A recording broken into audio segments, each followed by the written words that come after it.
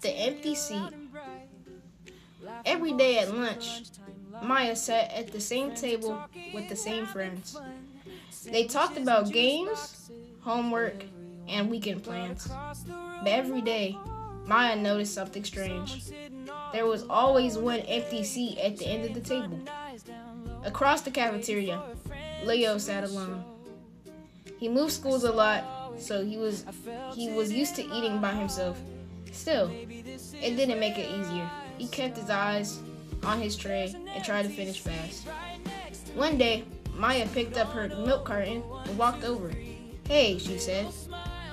"Do you want to sit with us?" Leo looked up surprised. "Really?" Maya nodded and smiled. At the table, Leo started to relax. He laughed when somebody told a joke.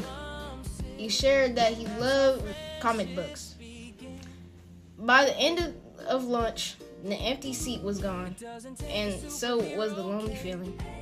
That day, Maya learned that friendship often starts with noticing who's left out.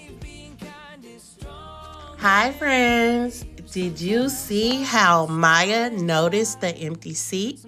Sometimes the smallest acts of kindness can make the biggest difference. When we see someone sitting alone, we have a choice.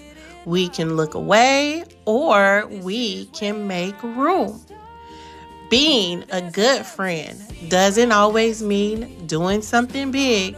Sometimes it just means scooting over and saying, "You can sit with us." Let's remember, everyone feels lonely sometimes, and you might be the one who makes someone's day brighter. So tomorrow, if you see an empty seat, what will you do? Bye, guys.